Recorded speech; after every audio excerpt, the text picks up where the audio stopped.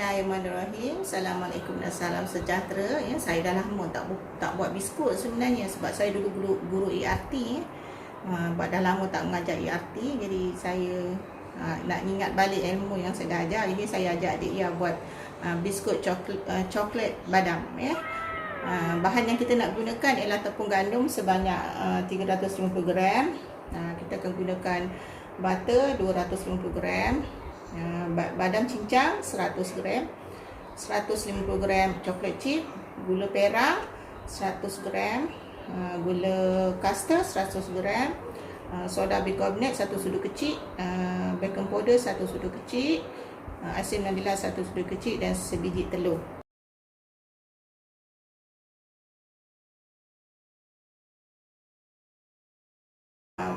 Saya sebenarnya cari saya punya ayah saya tak ada ya, jadi saya gunakan barang yang ada. Telur pun sebenarnya telur group A, tapi PKP ya, saya gunakan telur yang ada je lah ya. Jadi saya campurkan tepung ayak bersama. Tujuan kita ayak bersama tepung ni, kita nak bagikan sebati soda bikarbonat. Kalau kita gaulkan tak sekali, kita tak sebati ni soda bikarbonat dan baking powder. Tujuan saya letak dalam ni baru senang kita nak angkat tepung tu dalam kita punya adunan nanti nak tuang sikit-sikit lah ya. Saya dah ayak benda ni, kita letak tepi. Tujuan saya alas ni bagi supaya kita nak senang sikit nanti. Ya, kalau ngajar ERT dia memang kena macam tu, dia macam detail sikit kan. Kita tak terus masuk ke sana kan. Jadi baru senang kita nak ayak lah. Kertas minyak ni boleh beli kat kedai lah ya. Pukul dulu mentega ni, kita biarkan dia pada suhu bilik ya. Dengan suhu betul tu kita keluarkan daripada paket ais.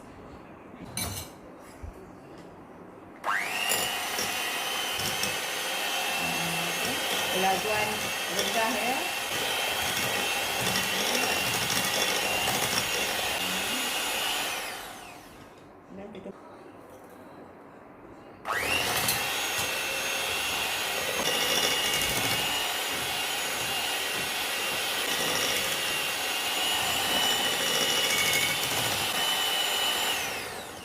Kemudian kita masukkan gula perak. Gula ni ikut kita lah. Kalau kita nak manis, kita tambahkan lagi 50 gram ya, gula custard atau gula perak. Yang ini dia tak manis lah ya. Sebab 100 ikut kecepatan sebenar 150.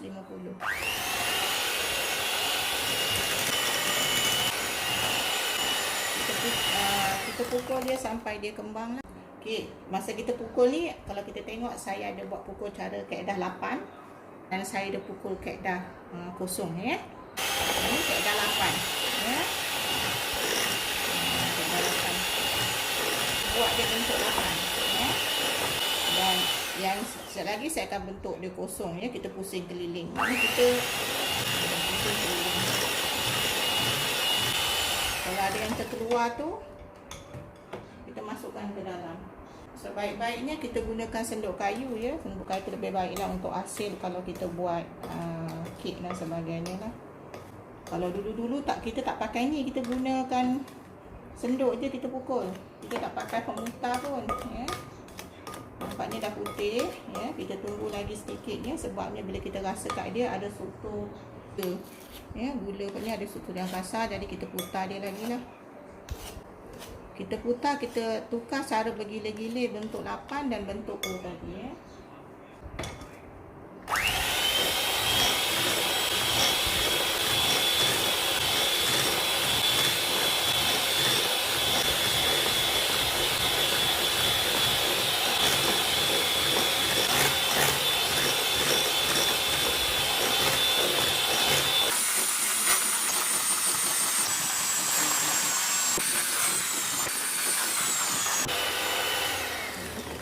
Kita dah nampaknya dia dah putih, kita dah kembang. Bolehlah kita masukkan bahan seterusnya lah ya. Kita masukkan telur ya. Jadi kita dah basuh ya. Kita masukkan 1 sudu asin vanila untuk menghilangkan bau hanya telur tadi. Sebenarnya anak saya pun tak pernah tengok saya mak buat biskut. Senang lah.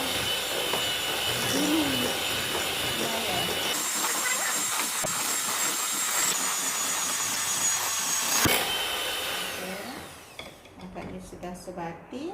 Kita masukkan tepung sedikit demi sedikit, ya.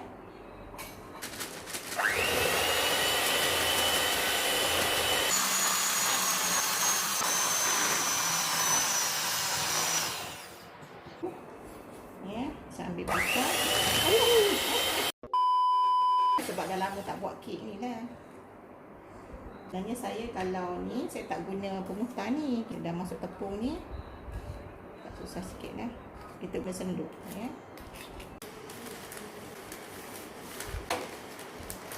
Masukkan tepung. Kaedah yang kita gunakan kaedah kuap dan balik. Kuap dan balik. Kuap dan balik, ya.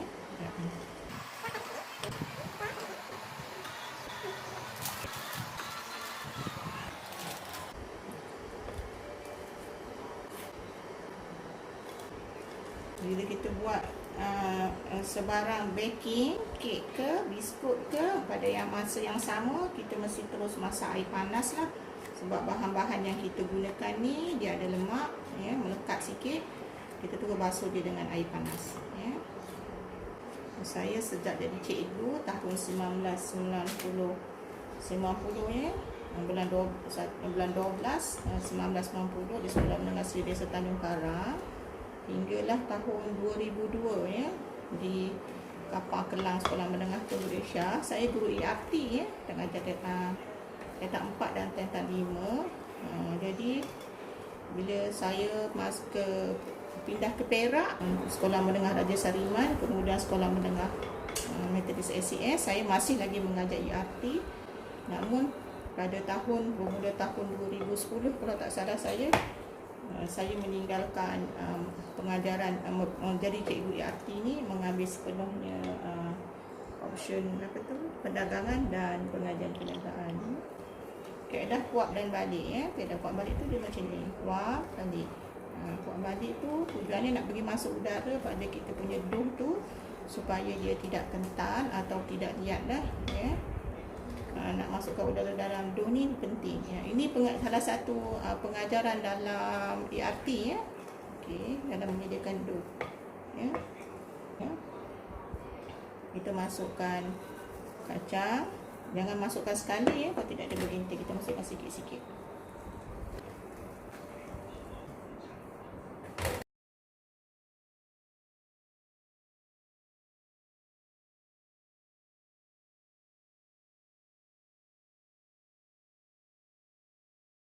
Kemudian kita masukkan coklat chip. Kita masukkan semua tapi jangan masukkan sekali. Kalau tidak dia ada satu tempat je ya.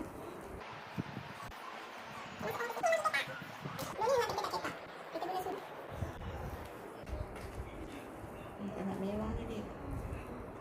Kalau kita beli, kita tak boleh buat bubur coklat chip banyak-banyak ya. Ini sebab kita buat sendiri, kita boleh bubur banyak-banyak lah. Okey, kita tak masukkan semua coklat ni. Nanti coklat ni kita nak letak ke atas supaya nampak lebih menarik lah ya. Kita punya coklat chip ni di atas kita punya, bila kita nak bakar tu kita bubur ya, supaya nampak lebih cantik lah ya. Okey, dah sebati. Kemudian kita nak perapkan dia selama 1 jam untuk kita bakar lah ya.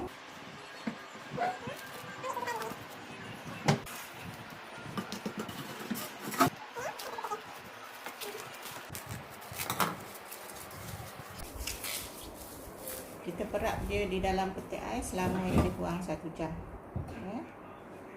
1 hour later. Kita punya dough kita dah peram selama 1 jam dalam peti ais. 150. Tak cantik tak apa, tapi saya pasti rasanya sedap. Ini saya dah lama tak buat. Kakak adik tak jadi dik, tak lawa. Saya dah lama tak buat ni. Kalau silap saya minta maaf ya. Dia dia akan jadi kembang tau. Dan kita bubur. Tak rapat sangat ke tu? Tak apa. Cantum pun tak apa. Kita bubur. Kalau kita nak besar, kita buat lagi besar. Ya, kita alatkan ketan minyak siap-siap ni. Tak cantik tak apa, tapi dia mesti sedap. Okay, dia nak buat.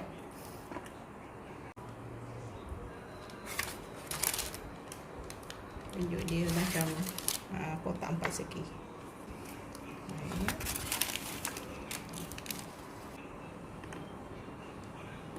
Banyak bubur bang.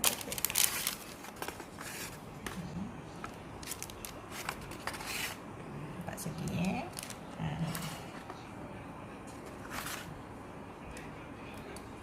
Okey, kita masukkan dalam oven.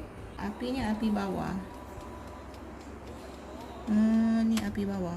Ni api bawah ya. Api bawah dah panas ya. Kita letak dia kat bawah ya. Masak dengan suhu 150 di antara 20 hingga setengah jam ya. Okey, kita tengoklah kalau dah masak, kita boleh angkatlah. Saya guna atas dan bawah. Pada last kali saya guna api atas dan bawah ya. Nak masak perang-perang ya. Kalau tak cantik tu, minta maaf lah, sebab saya dah lama sangat tak buat cookies ni. Kita bagi sejuk kat sini ni ya. Okay. Kita tunggu dia sejuk baru kita susun ya. Kita boleh guna kertas minyak ni semula atau kita boleh guna kertas minyak yang lain lah. Patutnya kita guna red dye jaring jaring bagi cookies ni sejuk.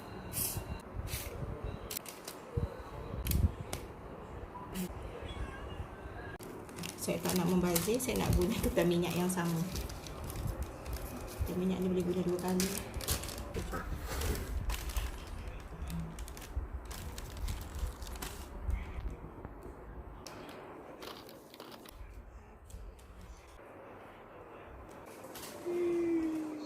Buat bulat besar-besar kan?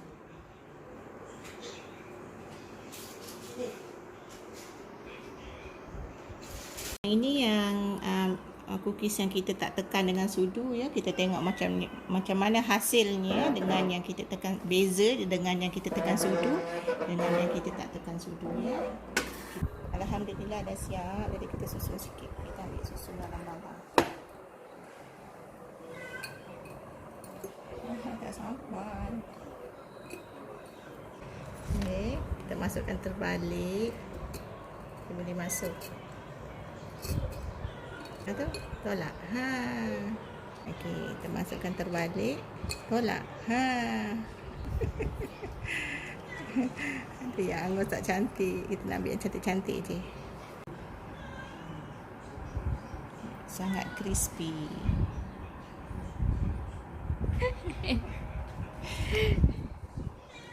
Yang ni lebih cantik kan?